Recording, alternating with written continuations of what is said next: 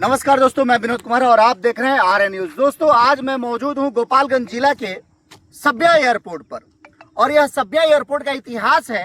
कि इस एयरपोर्ट का जब निर्माण हुआ तो अंग्रेजों के जमाने में हुआ और यह एयरपोर्ट 1868 में पहली बार अस्तित्व में आया, यानी कि 1868 में इस एयरपोर्ट का निर्माण शुरू हुआ और इसका सबसे बड़ा सहयोगी हथुआ राज परिवार था और हथुआ राज परिवार के सहयोग से ही ये जो एयरपोर्ट है लगभग 500 एकड़ में तैयार किया गया। और बताते चले दोस्तों कि भारत चीन जब युद्ध हुआ तो इस एयरपोर्ट का 1962 में भी उपयोग किया गया। अब यहाँ मजे की बात यह है कि पूरी दुनिया एयरपोर्ट की बात कर रही है, पूरी दुनिया हवाई जहाज से उड़ना चाह रही है। उसी के क्रम में हमारे देश के भारत के प्रधानमंत्री माननीय नरेंद्र मोदी जी ने भी तमाम योजनाओं के मद्देनजर रखते हुए जितने भी यूपी, बिहार और पूरे भारत के एयरपोर्ट थे जो पूर्ण रूप से संचालित नहीं हो रहे थे, उनको उड़ान योजना के तहत या अन्य किसी योजना के तहत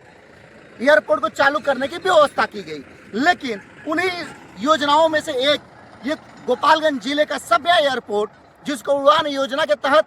व्यवस्था और आगे बढ़ाने की बात तो कही गई, लेकिन कहीं धरातल पे उतरता हुआ नहीं दिख रहा है। मैं बताते चलूं कि इसके संबंध में गोपालगंज के जो सांसद हैं सुमन जी, उनके तरफ से कई बार इसके लिए एप्लीकेशन दिया गया उड्डयन मंत्रालय को, लोकसभा में बात इसकी उठाई गई। इसके संबंध में अभी कुछ दिन पहले जब चुनाव हुआ तो तमाम बीजेपी पार्टी या फिर ऐसे कहें कि जदयू ने इस मुद्दे को काफी बढ़ा चढ़ा करके उठाने का काम किया और जिसका नतीजा रहा कि बार बार ये बात होती रही कि इस एयरपोर्ट का पुनरुद्धार किया जाएगा और उड़ान योजना के तहत। लेकिन वो उड़ान योजना गोपालगंज के निवासियों के लिए मुझे लगता है कि कोरे कागज के तौर पे ही जाना जाएगा। मैं ये बात क्यों कह रहा हूँ, क्योंकि आप दूर दूर देखेंगे दोस्तों तो बाउंड्री के जगह पे वहाँ पिल्लर गड़े दिख रहे होंगे और मेरे सामने देख सकते हैं यहाँ पे लोग मोटरसाइकिल सीखने का काम करते हैं इस एयरपोर्ट पर। अभी मेरे पीछे एक स्कॉर्पियो आ रही है, वो स्कॉर्पियो में भी कोई बंदे हैं, कोई भाई साहब हैं जो अभी गाड़ी चलाने का ट्रेनिंग ले रहे हैं। लेकिन मुद्दे की बात है दोस्तों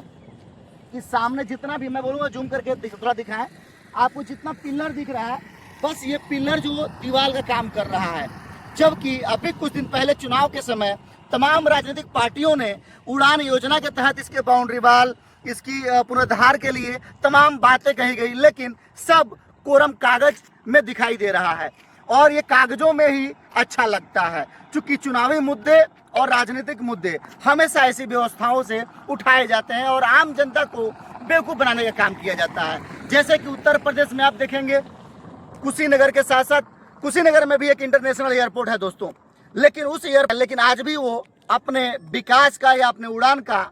मुंह देख रहा है ताकि शासन के लोग कब मान्यता दें, कब व्यवस्था दें कि वो अपना उड़ान पूरा कर सके। लेकिन दुर्भाग्य है कि कुशीनगर के उपलब्धि में उड़ान की योजना अभी फेल है। अब हम बात करेंगे ये सब्या एयरपोर्ट गोपालगंज जिले में जो है इसकी, क्योंकि यहाँ पे देख सकते हैं पूरा ईंट से, यानी कि 1868 के बाद 1962 में जब भारत चाइना युद्ध हुआ था, तो मैं बताते चलूँ दोस्तों, देखिए कि उस समय के ईंट जो है इतनी मजबूती के साथ और इतनी व्यवस्थित तरीके से के साथ इसका निर्माण किया गया है कि आज भी ईंट एकदम स्पष्ट रूप से दिखाई दे रहा है और इसका एकदम शानदार तरीके से पिचिंग की गई है। लेकिन आज के समय में शायद यह हवाई जहाज अगर इस पे उतरे तो बहुत तरह की घटनाएं घटित हो सकती हैं। लेकिन ये उड़ान योजना के तहत जो सरकार ने वादा किया, जो स्थानीय नेताओं ने वादा किया, ये बस कागजों में ही दिख रहा है। अब हम बात करेंगे एटीएस टावर की, तो आपको मैं बताते चलूं दोस्तों कि 1962 में जब यहाँ हवाई जहाज उतरता होगा तो कैसे उतरता होगा और उसका कंट्रोल कैसे होता होगा, कहाँ से होता होगा। तो मैं बताते चलूं जिस पथ पे मैं चल रहा हूँ, जिस रोड पे मैं चल रहा हूँ, यहाँ देख सकते हैं कि 1962 में जब जहाज उतरता होगा और ये एटीएस जो ऑफिस है यहाँ से कंट्रोल बॉडी हुआ करती थी और यहाँ से जब कंट्रोल किया गया होगा तो आप देख सकते हैं उस समय ये ईंट को तोड़ के और चूना वाला और गिट्टी सीमेंट वगैरह बना करके इसको बनाया गया है और ये आज भी ये रोड खड़ा है। खैर इतना तो अच्छा नहीं है जितना कि आम इंसान या आम गाड़ियां चल सकें, लेकिन ये अपने जमाने को यह स्पष्ट रूप से दिखा रहा है कि जिस समय यह रोड बना होगा वो अपने आप में उस समय का बहुत अच्छा और बहुत वीआईपी हुआ करता होगा। लेकिन दुर्भाग्य है कि सरकारों की उदासीनता को देखते हुए ये आज भी अपने विकास का राह देख रहा है। अब हम बात करेंगे दोस्तों टावर की, जो मेरे सामने खड़ा है, आप वीडियो में देख सकते हैं। यहाँ पे जो अभी व्यवस्था बढ़ाने की बात कही गई थी, जो इसके निर्माण की बात की जा रही थी, यहाँ पे देखिए गिट्टी गिरा हुआ है, बालू है, सामने आपको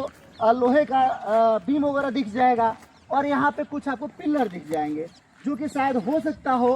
कि ये सरकार की योजनाओं के आधार पे इसका निर्माण किया गया हो। लेकिन ये वही एटीएस टावर है जो 1962 में भारत और चाइना के युद्ध के समय जब जहाज यहाँ उतरा करते थे तो उनको कंट्रोल करने का काम करता था। लेकिन